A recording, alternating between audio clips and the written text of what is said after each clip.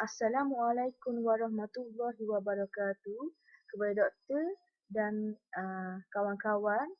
Saya Nurul Syafiqah binti Syafi'i, UK 31440 akan membentang mengenai tajuk komunikasi persepsi.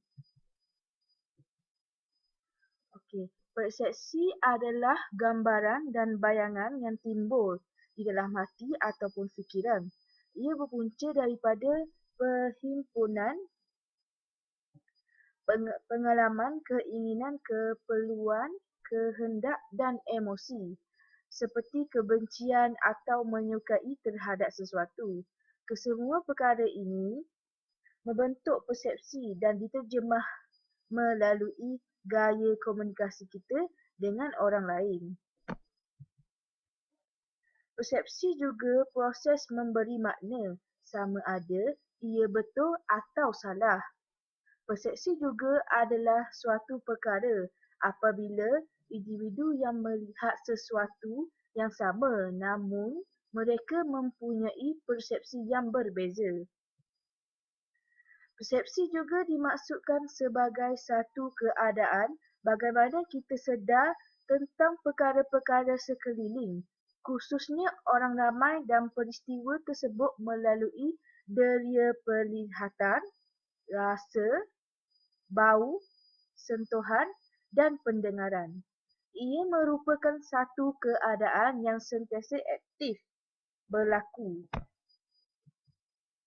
Okey, ini adalah faktor-faktor persepsi. Terdapat 3 faktor-faktor persepsi iaitu yang pertama, individu membuat persepsi.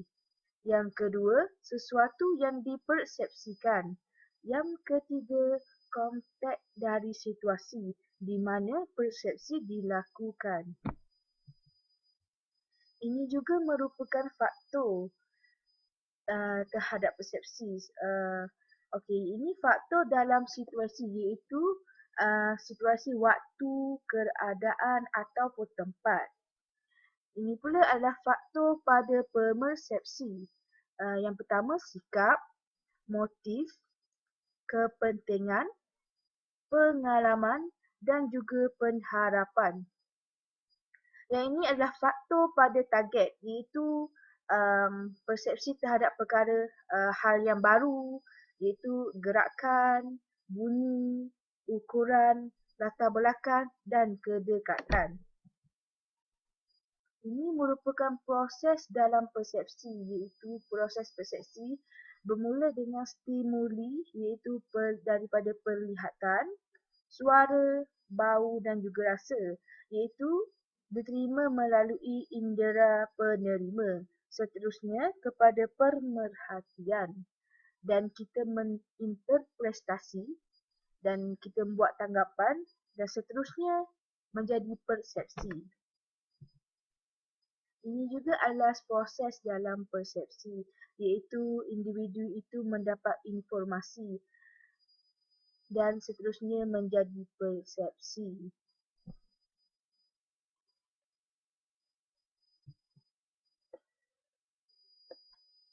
Okey, peringkat dalam proses persepsi iaitu terdapat 3 peringkat dalam proses persepsi. Yang pertama, pemilihan. Yang kedua, organisasi. Dan yang ketiga, tafsiran. Pemilihan adalah apa pilihan kita untuk memberi perhatian kepada sesuatu perkara. Organisasi pula adalah bagaimana kita mengklasifikasikan sesuatu rangsangan. Dan ketiga, tafsiran iaitu makna dalam memberi rangsangan. Ini pula adalah kesalahan dalam persepsi. Antara salah satunya adalah stereotip iaitu kecenderungan melihat seseorang bukan dari tingkah lakunya tetapi daripada kelompok. Contoh daripada stereotip dapat saya berikan seperti kenyataan positif seperti orang Melayu bersikap peramah, orang Cina pandai matematik dan orang India juara dalam lomba maraton. Iaitu stereotip ni ialah gambaran yang berlebih-lebihan tentang sesuatu perlakuan sama ada ia baik ataupun buruk. Dan prejudis pula adalah perasaan negatif yang lazimnya bersifat umum dan tidak berasaskan maklumat yang jelas dan tepat. Sebagai contoh, seorang murid India berkata, saya tidak mahu diajar oleh cikgu Melayu kerana ramai kawan mengatakan bahawa cikgu Melayu adalah pemalas. Itu contoh yang dapat saya berikan. Okey, ini gambaran mengenai persepsi di mana setengah individu itu dapat melihat seseorang yang tengah membaca. Ada juga individu lain dapat melihat iaitu gambaran tengkorak. Dan ada juga individu lain dapat melihat ada seseorang lagi individu di sini, bermakna dua orang individu. Dan gambaran yang kedua adalah terdapat dua orang di dalam gambaran ini.